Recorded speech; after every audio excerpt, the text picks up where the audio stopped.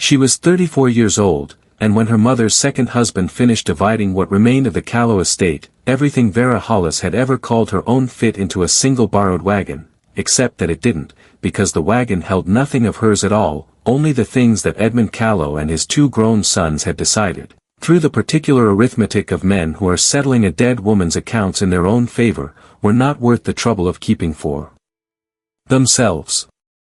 Edmund Callow had married Vera's mother when Vera was 26, and for 8 years she had watched him move through the household with the careful patience of a man inventorying a property he expected to inherit, and she had said nothing, because her mother was happy, and because she had learned from that same mother that silence was sometimes a form of respect rather than a form of surrender. When Eliza Callow died of a lung complaint in the spring of 1891, in the small Kansas town of Heron's Bluff, Edmund's lawyers were present at the reading of the will within the week, and Vera discovered that the kindest word available to her for what followed was efficient. The house was Edmund's. The savings account, held jointly in her mother's name and his, was Edmund's. The chickens, the garden tools, the china cabinet her mother had carried from Ohio, the silver-handled brushes on the dressing table that had belonged to Vera's grandmother, all of it resolved, through the clean machinery of paperwork, into Edmund's possession. What they left her, what Edmund's eldest son, Marcus, handed her on the front porch with the specific indifference of a man concluding a minor transaction, was a folded wedding quilt, her mother's own, pieced together from fabric scraps that predated Vera's own birth, faded and soft and worth nothing that anyone in Heron's Bluff would have thought to put a price on. "Just take the old quilt, Vera," Marcus had said, and she had taken it, and she had held it against her chest in the hired wagon all the way to the boarding house where she spent her last remaining money on a room, and she had not cried until the door was closed behind her, and then she had cried until there was nothing left, and then she had spread her mother's quilt across the narrow boarding house bed and sat beside it in the dark and thought, with the particular clarity that sometimes follows the end of something, about what came next. What came next was not what anyone in Heron's Bluff expected, and it was not what Edmund Callow or his sons expected either, and it would not have come at all if Vera's mother had not been, in her quiet and entirely private way, one of the most careful women who had ever drawn breath in that town. What was sewn into the batting of that old wedding quilt, hidden between the pieced top and the linen backing with a precision that only a woman who had been planning for a long time could have achieved, would not only return to Vera everything she had been made to leave behind, but would save the entire community of Heron's Bluff from a wrong that had been bleeding it slowly dry for the better part of a decade. Settle in, and let us tell you the story of Vera Hollis. If you have ever held on to something the world called worthless and felt, in the holding of it, that the world had simply not looked closely enough, tell us in the comments, because this story belongs to you. Vera had grown up understanding fabric the way some children understood music, as a language with its own grammar and its own capacity for meaning that went beyond what it appeared on its surface to be. Her mother, Eliza, had been a quilter of serious ability, not in the decorative sense that the word sometimes implies, but in the older and more demanding sense of a woman who understood that a quilt was a structural object, a thing made of decisions, each one permanent once the needle passed through, each one visible to anyone who knew how to look. She had taught Vera the names of patterns before she taught her to read, the bear's paw and the flying geese and the double wedding ring, and she had explained, from the time Vera was old enough to hold a needle without dropping it, that the value of a pattern lay not in its appearance but in its honesty, in whether the seams were true and the corners met cleanly and the tension in the thread was consistent all the way across, because a quilt that looked beautiful from a distance but fell apart in the first hard winter was not a quilt at all but a promise broken. Vera's father, James Hollis, had been a county land surveyor who died of a fever when Vera was 11, leaving behind a modest savings, a good reputation, and an absolute conviction, communicated to his daughter through years of dinner-table conversation, that a record was only as good as the accuracy of the person who made it, and that an inaccurate record was not simply a mistake but a kind of lie, since it allowed future people to act on false information and suffer the consequences of a truth they never had access to. James had taught Vera to read a surveyor's plat the same way her mother taught her to read a quilt block, looking for the places where the measurements didn't add up, the corners that didn't square, the small discrepancies that revealed a larger dishonesty in the underlying work. Between the two of them, her parents had given Vera a particular quality of attention, the ability to see what a thing was actually made of rather than simply what it appeared to be, that would turn out to be the most important inheritance she ever received, worth considerably more than the china cabinet or the silver brushes. She had worked, in her 20s, as a schoolteacher in the neighboring township of Mill Creek, and she had been good at it for the same reason she was good at everything her parents had prepared her for. She paid attention, she was honest about what she found, and she expected the same from anyone she was responsible for. She returned to Heron's Bluff when her mother's health began failing, giving up her teaching position without particular regret, and spent the 3 years before Eliza's death keeping house and keeping accounts and keeping her mother company in the evenings, when they would sit together at the quilting frame and work on whatever project Eliza had underway, talking in the comfortable, unhurried way of two women who have made their peace with each other and no longer need to fill the silence with anything that isn't worth saying. It was during those 3 years that Vera had noticed things, small and separately unremarkable things, that assembled themselves over time into a pattern she could not quite name but could not quite ignore. Her mother spent long evenings at the quilting frame when she believed Vera had gone to bed, working by a single lamp with a concentration that seemed different in quality from her ordinary quilting attention, more deliberate, more private. Certain correspondence arrived addressed to Eliza personally, from the county seat, that her mother filed away in a drawer she locked with a small key she wore on a ribbon inside her collar. And once, coming into the sitting room earlier than expected, Vera had found her mother at the table with papers spread before her and a look on her face that might have been described, in a person less characteristically composed than Eliza Hollis Callow, as frightened. The papers had been gathered and put away before Vera could see them clearly, and Eliza had offered the sort of mild explanation, old correspondence, insurance matters, nothing important, that a person offers when they have decided that the truth is too dangerous to share and the lie is too specific to be convincing. Vera had accepted the explanation without pressing, understanding, as daughters sometimes do, that her mother was protecting her from something and that the protection was an act of love rather than deception.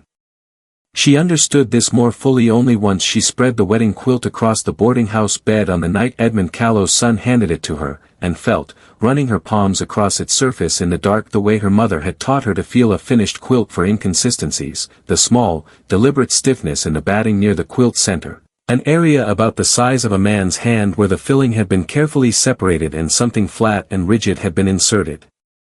between the layers and then quilted back over with stitches so fine and so precisely matched to the surrounding work that only a person who had spent years reading quilt surfaces as text would have noticed the difference. Vera sat with her hands resting on that spot for a long time before she picked up the small scissors she kept in her sewing kit and began, with the same methodical care her mother had taught her to bring to any seam that needed opening, to take apart what Eliza Callow had sewn together.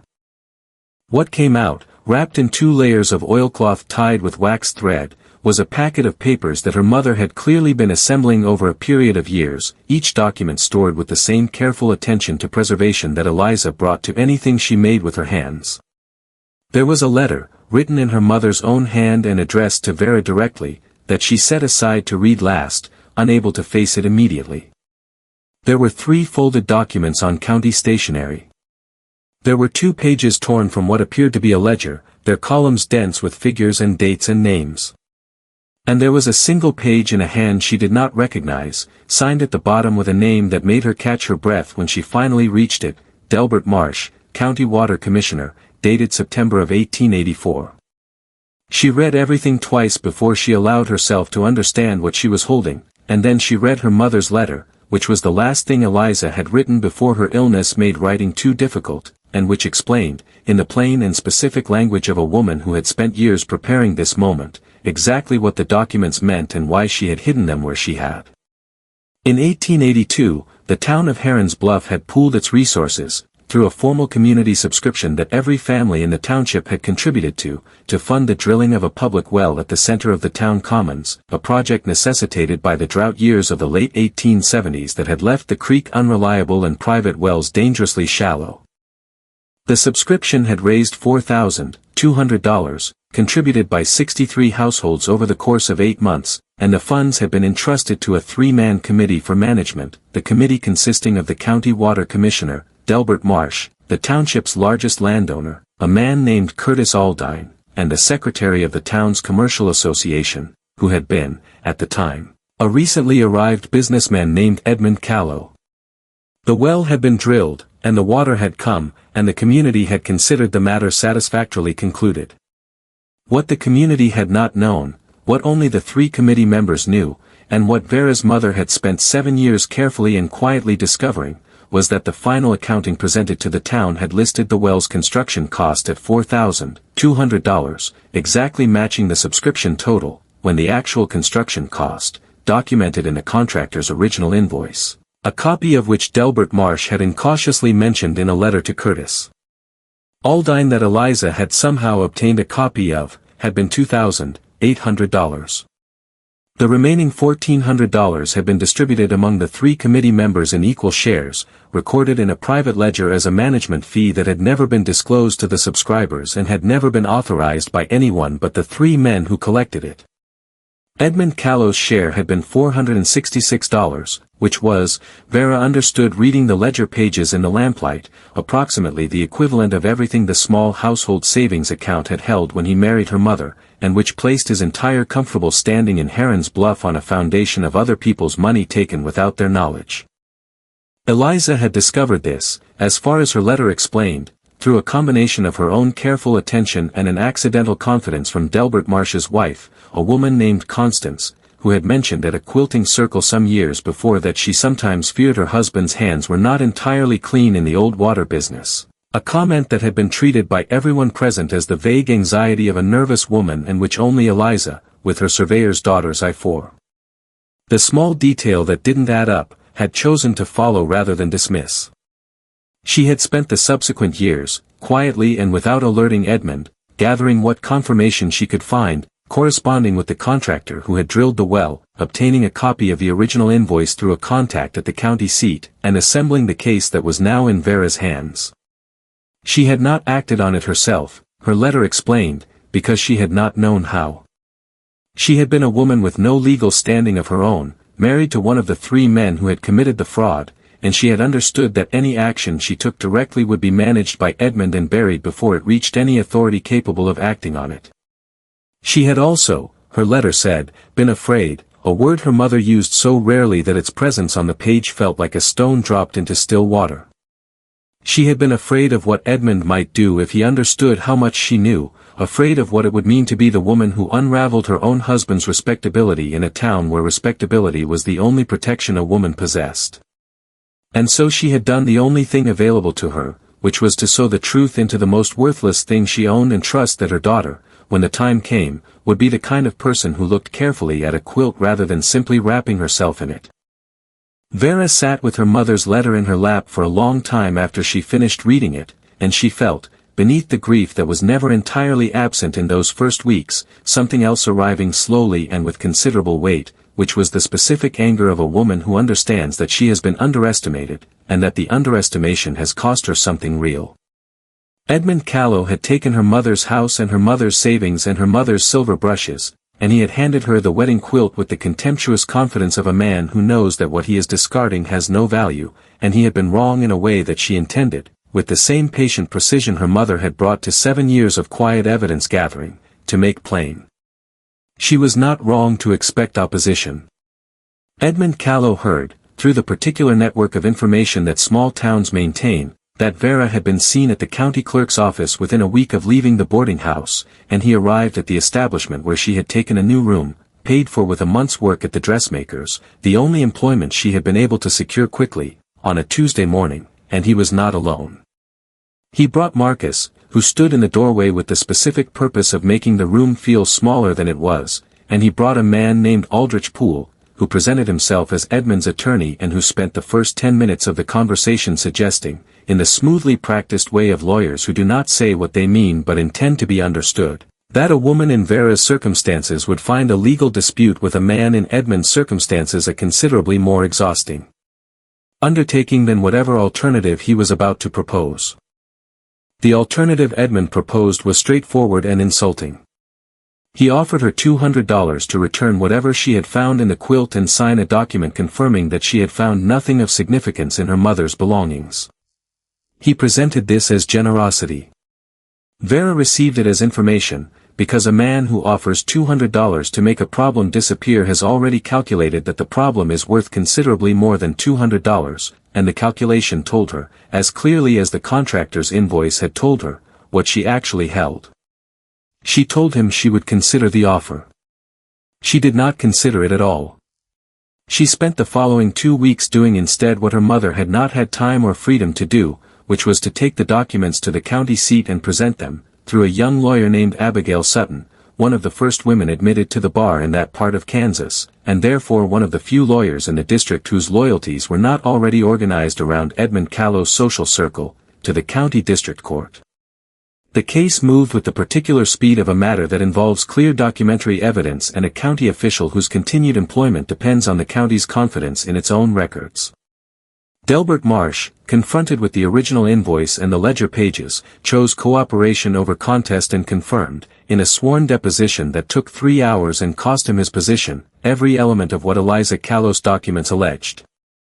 Curtis Aldine, whose land holdings gave him more to lose and more resources with which to lose it slowly, retained expensive counsel and contested the matter through every procedural avenue available to him, but the documentary record was what it was, and the contractor who had drilled the well was still alive and still in possession of his own copy of the original invoice and was, it turned out, not at all unwilling to explain under oath the discrepancy between that invoice and the amount the committee had publicly reported spending. Edmund Callow settled before the case reached trial, in the specific manner of a man who understands that a trial would reveal more than the settlement would cost. The settlement required the return, with interest calculated across 9 years, of the $466 he had taken from the community subscription, plus a figure Abigail Sutton had argued with considerable skill represented the household assets that had been inventoried into Edmund's estate through a will whose legitimacy was now somewhat complicated by the question of whether its primary beneficiary had been defrauding Vera's mother's community for the duration of their marriage. The settlement also included, at Vera's specific insistence, the return of the household furnishings her mother had brought to the marriage, including the china cabinet and the silver brushes, on the grounds that they had belonged to Eliza Hollis before she became Eliza Callow and had no legitimate claim to pass to a husband whose hands, as the record now established, were not entirely clean.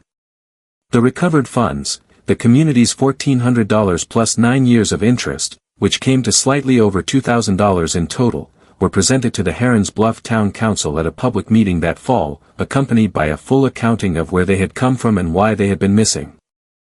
The council debated what to do with them for the better part of an evening before reaching a decision that struck Vera as exactly right, which was to use the money to fund the expansion of the public well system into the township's 2 poorest neighborhoods, areas that had been petitioning the town for water access for years without the resources to fund it themselves.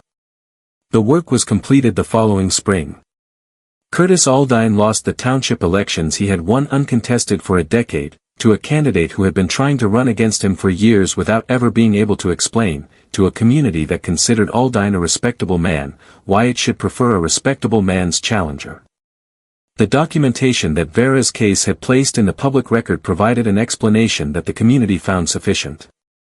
Delbert Marsh's replacement as water commissioner was a woman named Harriet Oakes, who had been agitating for the position for 3 years and who had been told, each time, that the role required a steady hand and sound judgment, qualities the council had apparently been defining more narrowly than their actual meaning required. We come back, at the end of every story, to the beginning, because the beginning is always the place where the whole meaning of what followed is most clearly visible in miniature, before the events themselves have opened it up to its full size. Vera Hollis had stood on Edmund Callow's front porch on a spring morning in 1891 and accepted, from the hands of a man who considered her of no particular account, a faded wedding quilt that everyone present understood to be an act of dismissal rather than a gift. She had taken it without argument, had carried it against her chest all the way to the boarding house, had spread it across the narrow bed in the dark, and had run her palms across its surface out of nothing more complex than the lifelong habit of a woman who had been taught by her mother that a quilt rewarded careful attention, that the truth of a thing lived in its making and not in its appearance, and that a seam sewn by honest hands held differently than a seam sewn by careless ones. She had not known, in that dark room, that her mother had spent years preparing this moment, had sewn a decade's worth of patient evidence into the one object she was certain Edmund's calculations would dismiss as worthless. She had known only what her mother had always taught her, which was that the world showed its honest shape to anyone patient enough to feel for the seams. Vera Hollis, who had stood on a borrowed porch with nothing but a faded quilt and the skills her parents had spent her entire childhood giving her, became within 2 years one of the most respected members of the Heron's Bluff community, not because she had exposed a fraud or restored a fund or secured the return of her mother's china cabinet, though she had done all of those things, but because she had done them in the specific way her mother had hoped she would, which was carefully, and honestly, and without losing sight, even in the weeks when Edmund's lawyer was in her doorway making the room feel smaller, of the thing that mattered most, which was not what she was owed but what the 63 families who had subscribed to the community well were owed, and what the 2 neighborhoods without water access deserved, and what Josiah Bell's, no, what her mother's patient, private, years-long act of faith in her own daughter's ability to finish what she had started deserved. Which was to be finished. She kept the wedding quilt on her bed for the rest of her life, repaired the seam she had opened with stitches she tried to make as fine as her mother's, and never entirely succeeded, which she thought Eliza, wherever she was, probably found somewhat amusing. Thank you for spending this time with us tonight, and with Vera, and with Eliza Callow, who sewed the truth into a quilt because she knew, better than anyone, which of her possessions the people who underestimated her would leave behind. If this story moved you, we would be grateful if you shared it with someone who needs to be reminded that the things powerful people dismiss as worthless are very often exactly the things worth keeping. And we would love to know, what is something in your own life that looked like nothing to everyone around you but turned out, when you looked at it closely, to hold something that mattered? Tell us in the comments below. We read every single one. Until next time, stay close.